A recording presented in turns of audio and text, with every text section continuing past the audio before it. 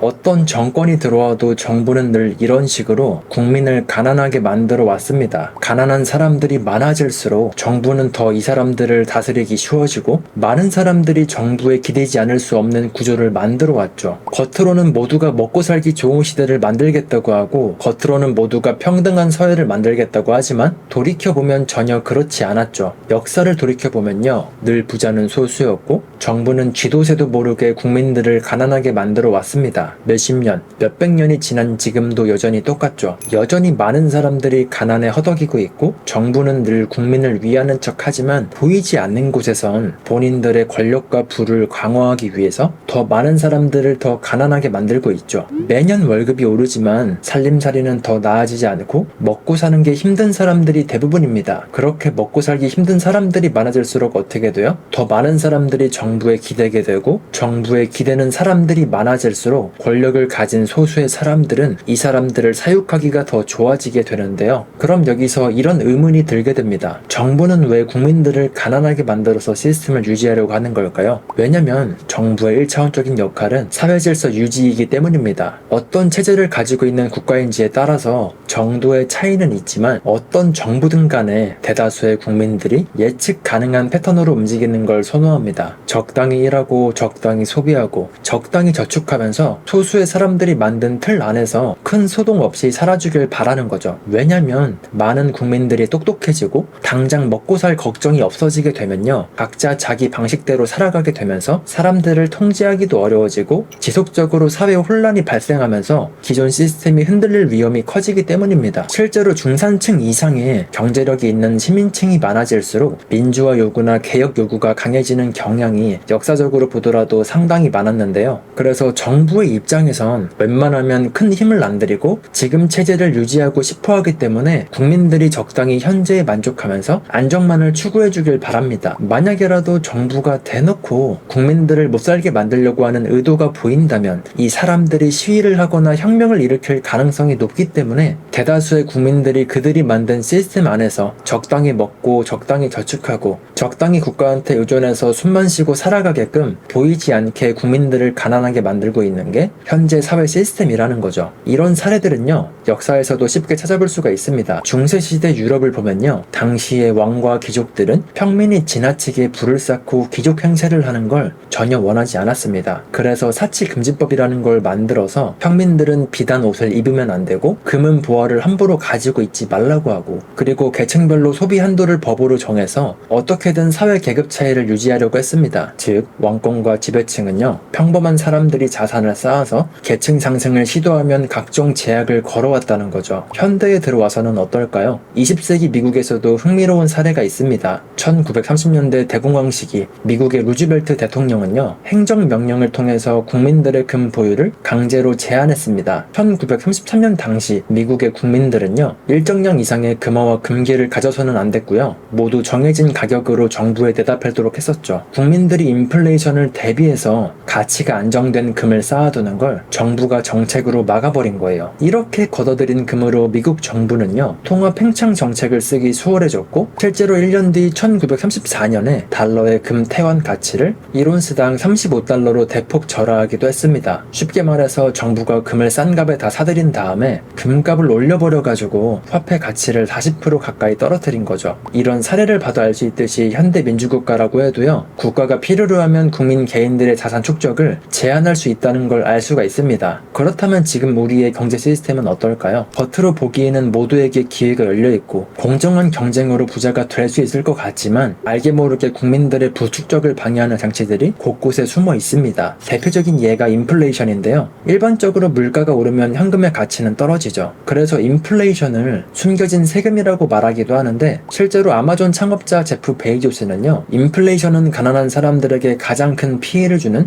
역진세라고 표현하기도 했고요. 워렌 버핏도 인플레이션은 최악의 세금이라고 말하기도 했는데, 국민들의 입장에선 눈에 보이지 않게 세금을 걷어가는 거니까 본인이 돈을 뜯기고 있는지도 모르고 아무 생각 없이 사는 사람들이 정말 많습니다. 예를 들어서 물가가 5% 뛰는 동안 예금 금리는 고작 1, 2%대였다면요, 예금해뒀던 내 돈의 가치는 3%가 하락했다는 말과 똑같은데, 만약에 1억을 현금으로 가지고 있던 사람은요, 1년 만에 300만 원의 손실을 보고 그 사람이 가지고 있던 1억의 실질 가치는 9,700만 400만 원이 됐다는 거죠. 정부가 인플레이션을 완전히 방치하진 않지만 대체로 약간의 인플레이션을 선호하는 경향이 있다는 건 경제학자들도 인정하는 사실입니다. 왜냐면 적당한 물가 상승으로 국민들이 현금을 들고 있기보다 소비나 투자를 하도록 유도하고 동시에 국가 부채나 연금 부담을 실질적으로 줄이는 효과를 보기 때문입니다. 하지만 그 과정에서 서민과 중산층은 더 가난해지고 반대로 부자들은 물가가 오르는 만큼 자산 가치가 올라서 빈부격차가 훨씬 심해지게 되는 거죠. 그리고 세금 문제도 빠질 수가 없습니다. 국가는 누진소득세, 법인세, 상속세 등등 아주 다양한 세금으로 고소득자나 자산가에게 더 많은 세금 부담을 지는 구조로 짜여져 있는데요. 겉으로는 부자한테 세금을 더 걷어가지고 어려운 사람을 돕자라는 명분으로 시행이 됐지만 근데 세율이 지나치게 높으면 어떤 일이 벌어질까요? 열심히 돈을 벌어봤자 뺏긴다는 생각에 동기가 꺾이게 되고 재산을 불법적으로 빼돌리거나 심하면 이민을 가는 사람들도 많아지게 되겠죠. 실제로 올해 이민 가는 부자들의 수만 해도요 2,400명이 넘는다고 해서 해외로 이민 가는 부자들의 숫자가 역대 최고치라고 합니다. 그리고 부동산 문제도 심각합니다. 집을 사려면 대출이 거의 필수인데 정부는 부동산 시장을 억제한다고 하면서 대출 한도를 줄이고 각종 세금을 물려서 부동산 진입 장벽을 높였는데요. 그 결과로 현재 어떻게 됐어요? 그 결과로 현금을 많이 가진 일부의 사람들만 집을 사가지고 자산을 효과적으로 불릴 수 있었고요. 평범한 사람들은 내 집 장만이 더 어려워지는 부작용이 나타나게 되면서 빈부격차는 이전보다 훨씬 더 심해졌죠. 표면적으로는 부동산 투기 억제, 부자들한테 많은 세금을 물려서 서민들을 위한 정의로운 정책들인 줄 알았지만 사실은 중산층의 자산 증식을 막고 서민들의 사다리를 걷어차는 정책들이었죠. 그럼 정부는 왜 이렇게 겉으로는 국민들을 위하는 척 하면서도 왜 뒤에서는 조용히 국민들을 가난하게 만들고 왜 국민들이 부를 축적하는 걸 싫어할까요? 분명 다 알고 아는 사람들이고 똑똑한 사람들이 내는 정책들이기 때문에 절대 몰라서 하는 건 아닐 텐데 말이죠. 국가가 국민을 조용히 가난하게 만드는 이유는요, 단순하게 국민이 잘 사는 걸 질투해서 같은 이런 유치한 이유 때문은 아닐 겁니다. 너무 평등해도 문제, 너무 불평등해도 문제라는 게 핵심이죠. 정부의 입장에서 사회가 지나치게 평등해지면 어떨까요? 모든 국민이 경제적으로 풍요롭고 평등한 상태가 되면요, 정부에 대한 의존도와 통제력이 낮아지게 되는데요. 모든 국민들이 중산층 이상으로 풍요로워져서 개개인들의 목소리가 커지게 되면요, 정부의 정책 하나하나에 강한 요구와 반대에 부딪힐 수가 있습니다. 즉, 국가 정책의 통제력이 약화되는 거죠. 세금을 더 거두려고 해도 강한 저항에 부딪히게 되고 정부의 잘못된 정책에는요, 국민이 즉각적으로 심판하려고 할 겁니다. 한마디로 국민이 너무 똑똑하고 부유해지면요, 정부의 입장에서 봤을 때는 훨씬 더 통제하기가 어려워지는 거죠. 반대로 사회가 극도로 불평등해져도 문제입니다. 상위 1%만 부를 독점하고 대다수의 국민들이 가난해지면요, 그 상실감과 분노가 폭발해서 혁명이나 폭동 같은 체제 전복의 위험이 커지게 됩니다. 역사적으로 보더라도요, 극빈층이 폭발한 봉기들이 왕조를 무너뜨린 사례가 많죠. 그래서 정부는 너무 평등하지도 그렇다고 너무 불평등하지도 않은 적정 수준의 격차를 유지하려고 하는데 안타깝게도 역사를 돌이켜보면요, 빈부격차는 늘 잡을 수가 없었고 결국에 극도로 불평등한 시점이 오게 되면요, 결국엔 버티지 못하고 터지게 되어 있습니다. 물론 약간의 격차, 약간의 상대적 박탈감은 오히려 체제 안정에 도움이 될 수도 있죠. 예를 들어서 중산층의 상위 부자들을 향해서 느끼는 박탈감이 너무 커지게 되면요, 증세 여론이 높아질 수가 있으니까 부자들에게 세금을 더 부과해서 불만을 달래고 반대로 가난한 사람들이 아예 절망을 해서 체제에 등을 돌리지 않도록 최저임금 인상이나 복지로 최소한의 안전판을 제공하려고 하면요, 대다수의 서민들은 정부를 더 신뢰하게 되고 정부에 더 의존하게 됩니다. 쉽게 말해서 사회 불만이 폭발하지 않을 만큼 불평등을 최소한으로 완화하고 동시에 체제가 흔들리지 않을 만큼만 기회와 희망을 주는 아주 절묘한 줄타기를 하는 게 정부가 바라는 걸지도 모릅니다. 정부는 국민이 똑똑해지고 부유해지는 걸 절대 원하지 않습니다. 국민들이 똑똑해지고 아는 게 많아지고 쉽게 말해서 머리가 커질수록 현재 사회 시스템에 반대하는 사람들이 많아지게 될 거고 그렇게 되면 사회는 혼란스러워질 수밖에 없으니까요. 그래서인지 요즘같이 정보가 많은 시대에 피땀 흘려서 본 내 돈이 어떻게 증발하고 있는지, 국가가 어떻게 세금으로 사다리를 걷어차고 있는지 이런 것들을 모르고 있는 사람들이 정말 많습니다. 정말로 안타깝죠. 열심히 일해서 받는 월급은 계속해서 가치가 하락하고 있고요. 정부는 물가 안정을 말로는 강조하지만 실제로 한편으론 돈풀기 정책을 병행하고 있죠. 돈을 푸니까 이제 좀 먹고 살만해지려나 싶지만 그 결과로 물가는 폭등하고 많은 사람들은 더 가난해지고 있습니다. 물가가 오르면 월급도 같이 오르니까 상관없다고 생각하겠지만 최근 통계를 보면요, 물가가 상승하는 속도가 임금 상승 속도보다 훨씬 빠르다는 걸 알 수 있습니다. 즉, 실질 임금이 감소한 거죠. 정부가 재정 지출을 확대하면 자연스럽게 인플레이션이 발생하게 되고요. 그렇게 되면 실질 소득이 감소하는 데다가 여기에 엎친 데 덮친 격으로 자산들의 가치는 상승하게 됩니다. 그럼 저축할 돈이 점점 줄어드는 서민들은요, 자산을 살 돈이 없어서 더 가난해지게 되는 거고요. 이런 현상 자체를 보이지 않는 세금이라는 걸 아는 사람들은 그렇게 많지 않습니다. 그리고 이런 보이지 않는 세금뿐만 아니라 눈에 보이는 세금들도 만만치가 않습니다. 당장 로또만 봐도 알 수가 있죠. 저는 로또 같은 거 살 돈으로 비트코인 조금이라도, 미국 주식 한 주라도 더 사는 걸 선호하는 편이라 로또는 절대 안 하긴 하지만, 로또에 당첨이 된다고 해도요, 당첨금의 무려 33%를 세금으로 내야 됩니다. 다들 아시겠지만 복권 당첨금 3억 원 초과분에는요 33%의 세율이 매겨지게 되고요, 3억 원 이하도 22%의 세율이 적용되는데, 예를 들어서 20억에 당첨되면요 세금으로 약 6억 6천만 원을 내야 되는 거죠. 세금을 제외하고도 분명 큰 돈은 맞지만요,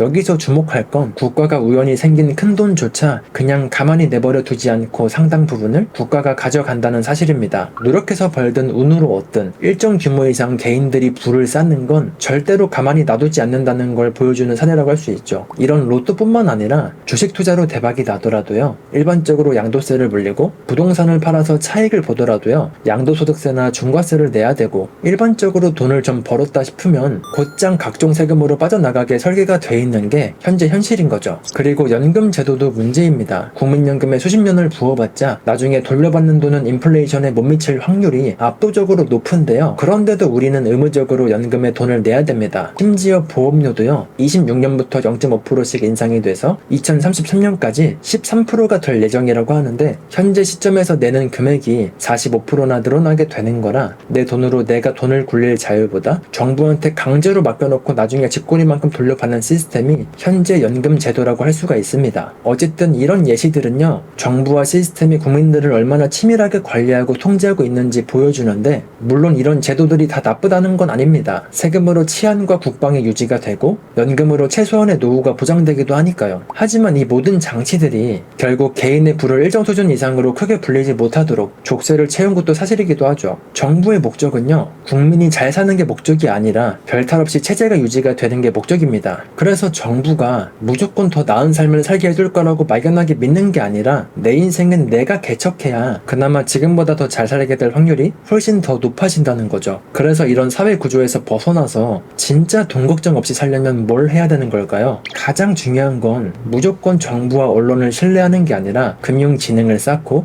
각자 도생할 방법부터 찾아야겠죠. 아까도 말씀드렸다시피 정부와 현재 경제 시스템은요, 기본적으로 다수를 평범하게 묶어두려고 하는 경향이 있습니다. 여전히 학교에서도 그렇고 주변 사람들은요, 열심히 일해서 저축하다가 적당히 결혼해서 적당히 사는 게 잘 사는 거라고 하죠. 하지만 겨우 적당히 사는 게 목표가 되면요, 적당히 사는 것조차 얼마나 힘든 건지 깨닫게 됐을 겁니다. 매번 돈 때문에 스트레스 받고, 돈 때문에 사소한 문제들로 싸우게 되고, 돈 때문에 사람들과 멀어지게 되기도 하죠. 그래서 무작정 아끼고 저축만 하면 안전할 거라는 그런 착각에서 하루빨리 벗어나야 됩니다. 왜냐면 인플레이션과 세금으로 내 돈의 가치는 지금도 증발하고 있기 때문이죠. 현재 금융 시스템의 핵심 원리를 이해하고 돈이 어떻게 움직이는지 공부를 해야 되고, 금융 지식과 세금 지식을 갖추는 건요, 이제 선택이 아닌 필수입니다. 정부 정책의 의도를 파악하고 그 의도에 맞게 대응을 해야지만 소중한 내 자산들을 지킬 수가 있죠. 예를 들어서 정부가 돈을 풀 때 어떤 자산들이 오르는지, 금리를 어떻게 움직이는지에 따라서 어디가 기회가 되는지를 알아야 됩니다. 또 세법의 허점을 이용해서 합법적으로 세금을 최소화하는 방법도 연구를 해야겠죠. 그리고 시스템 밖의 자산을 확보하는 것도 방법입니다. 어떤 게 있어요? 비트코인이나 금이나 은 같은 원자재, 그리고 해외 자산들이 있죠. 정부가 싫어하는 자산, 정부가 지나치게 간섭하는 분야일수록 사실 개인이 부를 키울 기회가 있는 곳일 때가 많습니다. 부동산이나 주식에 대한 규제가 심하면 정부가 왜 그렇게까지 막으려고 할까 생각을 해보고, 그리고 남들이 두려워하고 싫어하는 자산일수록 공부해서 뛰어들면 오히려 기회인 경우가 많습니다. 여전히 그런 자산들이 많이 있죠. 지금도 우리가 알아보지 못하고 놓치는 기회들이 주변에 엄청나게 많이 있을 거예요. 반대로 정부가 권유하는 것들은요, 대부분 기회가 아닌 것들이 많습니다. 예를 들면 정부가 지원해주는 혜택이나 임대주택, 정부 지원 상품이나 연금저축 확대나 국채투자 등등, 이런 것들은 겉으로 보기에 서민들을 위한 것 같지만 이런 혜택들을 받으려면 소득 커트라인에 있기 때문에 오히려 계층 이동을 막는 족쇄가 되기도 합니다. 물론 필요한 사람들한테는 이런 것들도 기회가 될 수도 있겠지만 꼭 그게 나한테 맞는 정답이 아닐 수도 있다는 건 한 번쯤 생각해볼 문제 문제이기도 해요. 남들이 좋다고 하니까 그대로 따라가기보다는요, 기회비용을 스스로 생각하고 원리를 이해하고 판단해야 되죠. 그리고 마지막으로 태도의 전환도 필요합니다. 나라가 알아서 해주겠지 하는 수동적 사고에서 벗어나야 되죠. 절대로 정부는 국민 하나하나 책임져 주지 않습니다. 그냥 적당히 시스템 안에서 살아가는 걸 선호하죠. 그래서 주변 말에 휘둘리지 말고 세상이 지금 어떻게 돌아가는지 관심을 가지고 계속해서 금융지능을 쌓고 본인만의 철학과 원칙을 가지고 돈을 불리도록 노력해야 됩니다. 내가 직접 생각하고 행동하지 않으면요, 남들이 짜놓은 대로 평생 가난하게 살다가 죽게 되는데 저는 적어도 그렇게 살고 싶진 않아요. 남들이 짜놓은 판, 즉 정부와 기득권이 설계해둔 경제 시스템이라는 걸 전혀 눈치 못 채고 마치 쳇바퀴를 계속해서 달리는 다람쥐 마냥 저는 절대 그렇게는 살고 싶지가 않습니다. 만약에 그냥저냥 평범하게 사는 게 목표라면 오늘 이야기가 와닿지가 않을 수가 있는데, 적어도 돈 때문에 스트레스 받기 싫고 내 옆에 있는 소중한 사람들이랑 돈 때문에 멀어지고 불행해지고 싶지 않은 사람들이라면 한 번쯤은 생각해볼 문제라고 생각합니다. 여러분은 지금 어떻게 자산을 지키고 부를 쌓아가고 계신가요?